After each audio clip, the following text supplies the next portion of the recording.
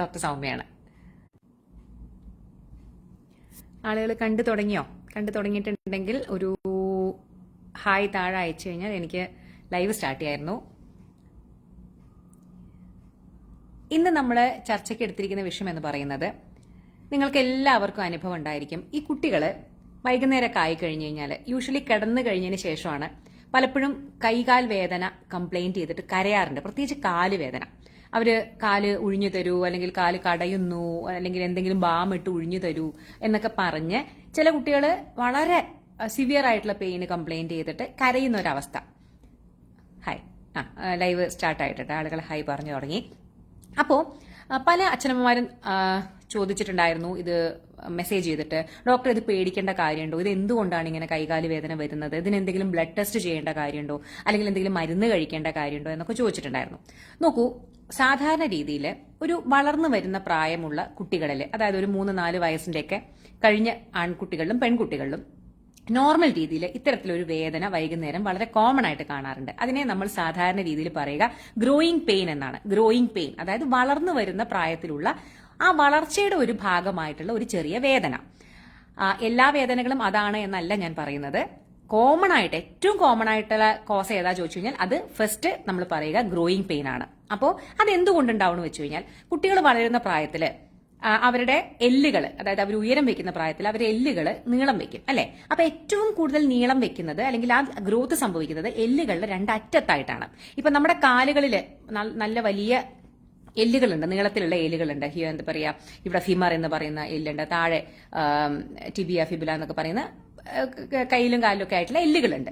അപ്പോൾ ഈ എല്ലുകള് നമ്മൾ നീളം വെക്കുന്ന സമയത്ത് ഇതിന്റെ എൻഡുകളിൽ ഒരു തരം വലിവ് അനുഭവപ്പെടും. അതായത് ആ എൻഡിലാണ് ഏറ്റവും കൂടുതൽ അവർക്ക് ആ ഒരു ട്രാക്ഷൻ ഫോഴ്സ് ഉണ്ടാവുന്നതും എല്ലുകൾ നീണ്ട് കുട്ടികൾ ഹൈറ്റ് വെക്കുന്നതും. സോ ആ ഒരു എല്ലിന്റെ അറ്റത്തുണ്ടാവുന്ന ഈ ഒരു വലിച്ചിൽ കാരണം പലപ്പോഴും കുട്ടികൾക്ക് രാത്രി അതൊരു പെയിൻ ആയിട്ട്, വേദനയായിട്ട് അനുഭവപ്പെടുന്നതിനുള്ള വളരെ സാധ്യതയുണ്ട്. അപ്പൊ അതിനെയാണ് നമ്മൾ ഗ്രോയിങ് പെയിൻ എന്ന് പറയുന്നത്. എന്നാൽ ഗ്രോയിങ് പെയിൻ 15 വയസ്സുള്ള ഒരു കുട്ടിയിൽ സാധാരണ കാണാറില്ല കേട്ടോ. അപ്പോൾ ഇതൊരു വളർന്നു വരുന്ന പ്രായത്തിലുള്ള ഒരു 3-4 വയസ്സൊക്കെ കഴിഞ്ഞു കഴിഞ്ഞാൽ കുട്ടികൾ ചിലപ്പോൾ ഒരു 10-12 വയസ്സ് വരെയൊക്കെ ചിലപ്പോൾ ഇതിങ്ങനെ പറയാറുണ്ട്. എന്നാൽ ഇങ്ങനെ കാണുന്ന എല്ലാ വേദനകളും ഗ്രോയിങ് പെയിൻ ആണോ ചോദിച്ചാൽ അല്ല. അപ്പൊ നമുക്ക് എങ്ങനെയാണ് ഗ്രോയിങ് പെയിൻ നമുക്ക് മനസ്സിലാവുക? നോർമൽ രീതിയിൽ ഇപ്പൊ ഡേ ടൈമിൽ അവർ ഓടിച്ചാടി കളിക്കുന്നു, എല്ലാം നടക്കുന്നു, ഓടുന്നു, ചാടുന്നു, പടികൾ കയറുന്നു, അപ്പോഴൊന്നും ഈ പെയിൻ സാധാരണ രീതിയിൽ ഉണ്ടാവാറില്ല. ഇത് എപ്പോഴുണ്ടാവാന്ന് അറിയോ? വൈകുന്നേരം അവർ റെസ്റ്റ് എടുക്കുന്ന, അതായത് ഈ ചാട്ടോ ഓട്ടോ ഒക്കെ കഴിഞ്ഞ് രാത്രി കിടന്നുറങ്ങുന്ന സമയല്ലേ, ആ സമയത്ത് അവർ കൈകാലുകൾ റെസ്റ്റ് എടുക്കുന്ന സമയത്താണ് നോർമൽ രീതിയിൽ ഈ പെയിന് അവർക്ക് ബുദ്ധിമുട്ടിക്കുക. അപ്പൊ അവർ വെറുതെ പറയുന്നതല്ല കേട്ടോ, അവർക്ക് പെയിൻ ഉണ്ടായിട്ട് തന്നെ പറയുന്നതാണ്. അപ്പൊ അവർ വേദന എന്ന് പറഞ്ഞ് കരയും. അപ്പോൾ സാധാരണ രീതിയിൽ ഈ പെയിന് ചെറിയ പെയിൻ കില്ലറോ അല്ലെങ്കിൽ എന്തെങ്കിലുമൊക്കെ ഇപ്പൊ മൂവ് പോലെയുള്ള എന്തെങ്കിലുമൊക്കെ ബാമൊക്കെ തേച്ചൊക്കെ ഒന്ന് ചൂടൊക്കെ പിടിച്ചു കൊടുത്തു കഴിഞ്ഞാൽ അതിനൊരു സമാധാനം വരും. സോ ഗ്രോയിങ് പെയിൻ എന്ന് പറയുന്നത് അതൊരു സാധാരണ കുട്ടികളുടെ വളർച്ചയുടെ ഒരു ഘട്ടത്തിൽ കാണുന്ന ഒരു ഫിനോമിനനാണ്. ഇതൊരു അസുഖമായി കണക്കാക്കേണ്ട കാര്യമില്ല. ഓക്കെ, അപ്പൊ അതിന് വലിയ ചികിത്സയൊന്നും വേണ്ട. ഇങ്ങനെ സിംറ്റമാറ്റിക് ആയിട്ടുള്ള ട്രീറ്റ്മെന്റ് ഭയങ്കര കൂടുതലായിട്ടുണ്ടെങ്കിൽ ചിലപ്പോൾ എന്തെങ്കിലും പെയിനിന്റെ വേദനയ്ക്കുള്ള സിറപ്പുകൾ എന്തെങ്കിലും വേണമെങ്കിൽ അത്രത്തോളം ഉണ്ടെങ്കിൽ കഴിക്കാം. അതർവൈസ് ഇങ്ങനെ കുഞ്ഞി എന്തെങ്കിലും ബാമൊക്കെ പെരട്ടി കൊടുക്കുകയോ ചൂട് വെക്കുകയോ ഒക്കെ ചെയ്ത് കഴിഞ്ഞാൽ അതങ്ങ് മാറും. കുട്ടികൾ വളർന്നു വലുതാവുന്നതിനനുസരിച്ചിട്ട് അത് മാറും ചെയ്യും. എന്നാൽ ഇതല്ലാത്ത പല കാരണങ്ങൾ കൊണ്ടും കുട്ടികൾക്ക് ഇത്തരത്തിൽ എല്ലുകളിൽ വേദന വരാം. അടുത്ത കാരണം എന്ന് പറയുന്നത് കാൽഷ്യം വൈറ്റമിൻ ഡി ഡെഫിഷ്യൻസിയാണ്. അതായത് കുട്ടികളുടെ എല്ലുകൾക്കും പല്ലുകൾക്കും അത്യാവശ്യം വേണ്ട സാധനമാണ് കാൽഷ്യം എന്നറിയാലോ, അതുപോലെ തന്നെ വൈറ്റമിൻ ഡിയും. അപ്പൊ ഈ വൈറ്റമിൻ ഡിയോ കാൽഷ്യമോ കുട്ടികളുടെ രക്തത്തിൽ കുറഞ്ഞു കഴിഞ്ഞാൽ ഈ ഗ്രോയിങ് പെയിൻ കൂടുതലാവും. അതായത് സാധാരണ നിലയിലേക്കാൾ കൂടുതൽ അവർക്ക് വിട്ടുമാറാത്ത കൈകാൽ വേദന ചിലപ്പോൾ ഉണ്ടാവാം, പേശി വേദന ഉണ്ടാവാം, പേശി കോച്ചിപ്പിടുത്തം, അതായത് മസിൽ സ്പാസം എന്ന് പറയും, അതുണ്ടാവാം, എല്ലുകൾക്ക് വേദന, എല്ല് തൊടുമ്പ വേദന, ഇതൊക്കെ നമുക്ക് വൈറ്റമിൻ ഡിയും കാൽഷ്യവും ഡെഫിഷ്യൻസിയിൽ കാണാം. അപ്പൊ ഞാൻ സാധാരണ രീതിയിൽ എന്റെ അടുത്ത് ഇങ്ങനെ ഈ ഒരു കംപ്ലൈന്റ് ആയിട്ട് വരുന്ന കുട്ടികളുടെ കാൽഷ്യവും വൈറ്റമിൻ ഡി ഒന്ന് നോക്കാറുണ്ട്. കാരണം നമ്മൾ ഗ്രോയിങ് പെയിൻ ആണ് എന്ന് പറയണമെങ്കിൽ ബാക്കിയുള്ള കാരണമല്ല എന്നുള്ളത് നമുക്ക് ഉറപ്പുവരുത്തണം. അപ്പൊ ഏറ്റവും കോമൺ ആയിട്ട് കുട്ടികൾക്ക് കാണുന്ന ഒരു പ്രോബ്ലമാണ് കാൽഷ്യം വൈറ്റമിൻ ഡി ഡെഫിഷ്യൻസി. അപ്പോൾ അതില്ല എന്ന് ഉറപ്പുവരുത്തുന്നത് ഒരു സേഫർ സൈഡാണ്. അപ്പൊ ഞാൻ കുട്ടികളിൽ അതൊന്ന് നോക്കാറുണ്ട്. അതിലെന്തെങ്കിലും കുറവോ വല്ലതും കണ്ടു കഴിഞ്ഞാൽ നമുക്ക് അതിന്റേതായിട്ടുള്ള സിറപ്പുകളും മരുന്നുകളും കൊടുക്കേണ്ടതായിട്ട് വരും. ഇന്ന് വളരെ കോമൺ ആയിട്ട് കാണുന്ന ഒരു പ്രശ്നമാണ് കുട്ടികളിൽ വൈറ്റമിൻ ഡി ഡെഫിഷ്യൻസിയും കാൽഷ്യം ഡെഫിഷ്യൻസിയും, പ്രത്യേകിച്ച് വൈറ്റമിൻ ഡി ഡെഫിഷ്യൻസി. അപ്പൊ നമ്മൾ അതിന്റെ കുറവുണ്ടെങ്കിൽ അത് ട്രീറ്റ് ചെയ്യണം. അല്ല അതെല്ലാം നോക്കി രക്തത്തിൽ അതെല്ലാം നോർമൽ ആണ്, വേറെ കുഴപ്പമൊന്നുമില്ല, കുട്ടിക്ക് ഡേ ടൈമിലൊന്നും കുഴപ്പമില്ല, രാത്രി മാത്രമാണെന്നുണ്ടെങ്കിൽ നമുക്ക് ചെറിയ പെയിനിന്റെ മരുന്നുകൾ കൊണ്ട് അത് സിംറ്റമാറ്റിക് ആയിട്ട് മാനേജ് ചെയ്യാവുന്നതേ ഉള്ളൂ. എന്നാൽ വേറെ ചില കുറച്ച് സീരിയസ് ആയിട്ടുള്ള അസുഖങ്ങളിലും ഇത്തരത്തിൽ ബോൺ പെയിൻ കാണാറുണ്ട്. ബോൺ പെയിൻ പറഞ്ഞാൽ അസ്ഥിവേദന. അപ്പോൾ നമ്മൾ എല്ലാ അസ്ഥിവേദനകളും ഗ്രോയിങ് പെയിൻ ആണോ അല്ലെങ്കിൽ വൈറ്റമിൻ ഡി ഡെഫിഷ്യൻസി ആണോ എന്ന് പറഞ്ഞിരിക്കാൻ പറ്റില്ല.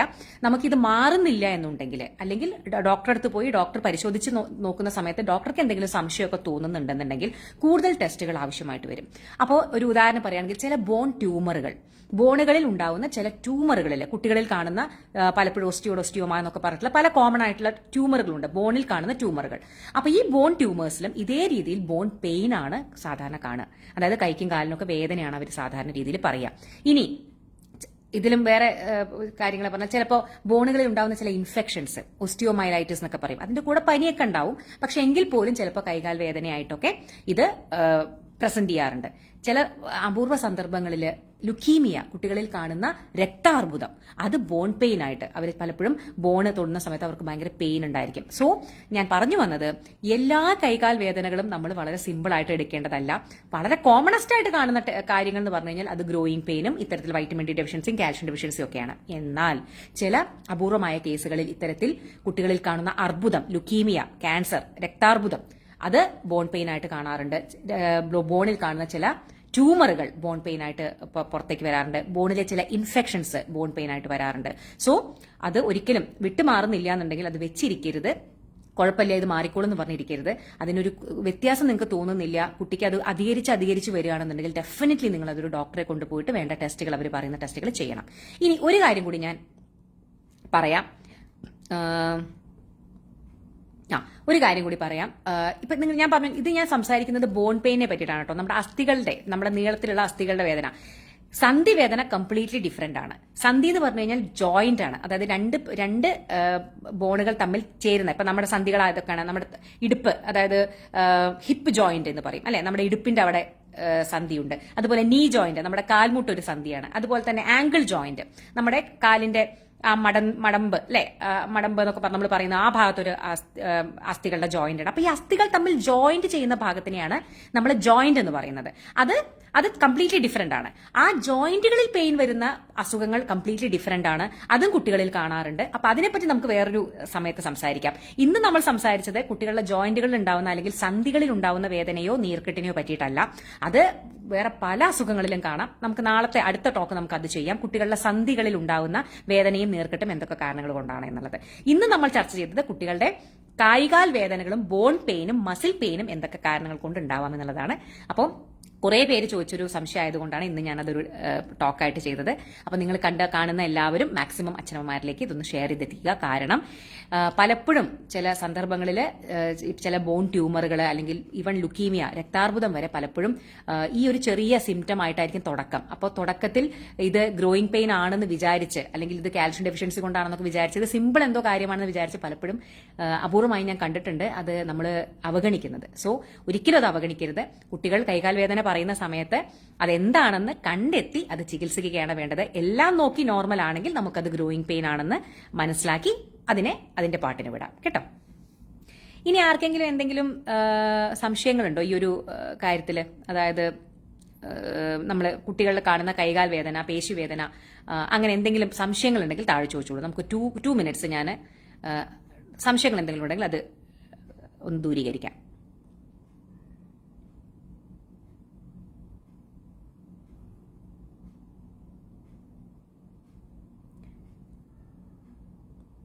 എന്തെങ്കിലും സംശയങ്ങൾ ഉണ്ടെങ്കിൽ ഒരു 2 മിനിറ്റ്സിൽ ചോദിച്ചോളൂ.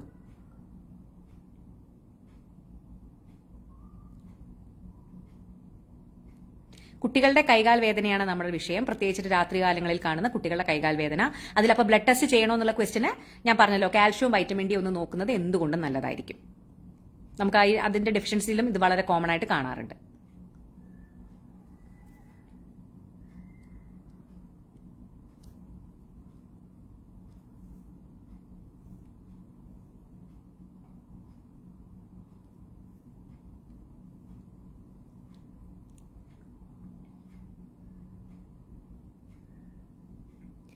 ഫിംഗർ ജോയിന്റുകളിൽ പെയിന്. ഞാൻ പറഞ്ഞല്ലോ ജോയിന്റ് പെയിൻ കംപ്ലീറ്റ്ലി ഡിഫറെന്റ് ആണ് കേട്ടോ. നമ്മുടെ സന്ധിവേദന ഡിഫറെന്റ് ആണ്, മസിൽ പെയിൻ അല്ലെങ്കിൽ ബോൺ പെയിൻ ഡിഫറെന്റ് ആണ്. സോ ഞാൻ ഇന്ന് കുട്ടികളിലെ സന്ധിവേദനയല്ല നമ്മൾ ചർച്ച ചെയ്തത്. CBC ചെക്ക് ചെയ്യാമോ എന്ന് ചോദിച്ചാൽ ചെക്ക് ചെയ്യണോണ്ട് കുഴപ്പമൊന്നുമില്ല, നമുക്ക് ഹീമോഗ്ലോബിൻ നോക്കാം.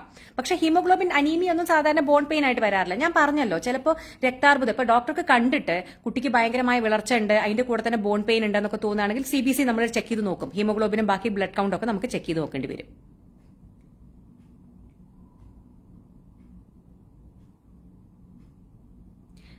എന്റെ മോനെ ഇടയ്ക്ക് കാലുവേദന. അപ്പൊ ഈ ഒരു ടോക്ക് കേൾക്കൂ, ഈ കാലുവേദനയെ പറ്റിയിട്ടാണ് ഇപ്പൊ നമ്മൾ സംസാരിച്ചത്. പാരസെറ്റമോൾ കൊടുക്കുമ്പോൾ മാറും, ഇടയ്ക്ക് ഉണ്ടാവുന്നില്ല. സോ നമ്മുടെ ഈ ഒരു ടോക്ക് ആദ്യം മുതലേ കേൾക്കൂ, അപ്പൊ നിങ്ങൾക്ക് അതിനെ പറ്റി ഒരു കൂടുതൽ ആയിട്ട് മനസ്സിലാവും കേട്ടോ. മോൾക്ക് ഡൗൺ സിൻഡ്രോം ഉണ്ട്, she is always complaining leg pain. So why എന്ന് ചോദിച്ചു കഴിഞ്ഞാൽ മാർട്ടിൻ, ഇതാണ് ഇപ്പൊ നമ്മുടെ ടോക്ക് ഒന്ന് കേൾക്കുക. അപ്പോൾ അത്യാവശ്യം വേണ്ട ടെസ്റ്റുകൾ ആവശ്യമെങ്കിൽ കാൽഷ്യം, വൈറ്റമിൻ ഡി ഒക്കെ ഒന്ന് നോക്കുന്നത് നല്ലതായിരിക്കും കേട്ടോ.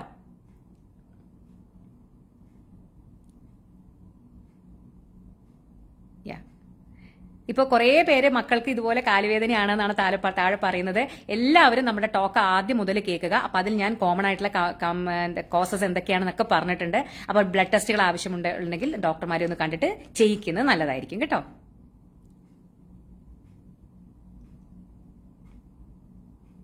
ഓക്കെ, അപ്പൊ ഇന്നത്തെ ടോക്ക് ഞാൻ വൈൻഡപ്പ് ചെയ്യുകയാണ്. സോ ഇപ്പൊ കാണുന്ന എല്ലാവരും മാക്സിമം ആളുകളിലേക്ക് ഇത് ഷെയർ ചെയ്തെത്തിക്കൂ. അപ്പൊ നമുക്ക് അടുത്ത ടോക്ക്, കുറെ പേര് ഇപ്പൊ ഇതിൽ ജോയിന്റ് പെയിനെ പറ്റി ചോദിക്കുന്നുണ്ട്, സന്ധി വേദന, സന്ധി നീർക്കെട്ട് എന്നുള്ളതിനെ പറ്റിയിട്ട്. അപ്പൊ കുട്ടികളിലെ സന്ധി വേദനയെ പറ്റിയിട്ട് നമുക്ക് അടുത്ത ക്ലാസ്സിൽ ചർച്ച ചെയ്യാം കേട്ടോ. ഇതാ കാലിന്റെ മുട്ടിന് താഴെ വേദനയുണ്ട്, ചില ദിവസങ്ങളിൽ പറയുന്നുണ്ട്, രാവിലെ എണീക്കുമ്പോഴാണ് മോന് വേദന. സോ ഞാൻ പറഞ്ഞല്ലോ, നിങ്ങൾക്ക് എവിടെയാണ് രാവിലെ എഴുന്നേൽക്കുമ്പോൾ ഉള്ള വേദന സന്ധികളിലാണ് എന്നുണ്ടെങ്കിൽ ഡെഫിനറ്റ്ലി നിങ്ങളത് ശ്രദ്ധിക്കണം, ഒരു ഡോക്ടറെ കാണിക്കണം കേട്ടോ. ഓക്കെ, അപ്പൊ ഇന്നത്തെ ടോക്ക് വൈൻഡപ്പ് ചെയ്യുകയാണ്. അപ്പൊ എല്ലാവർക്കും bye, take care, good night.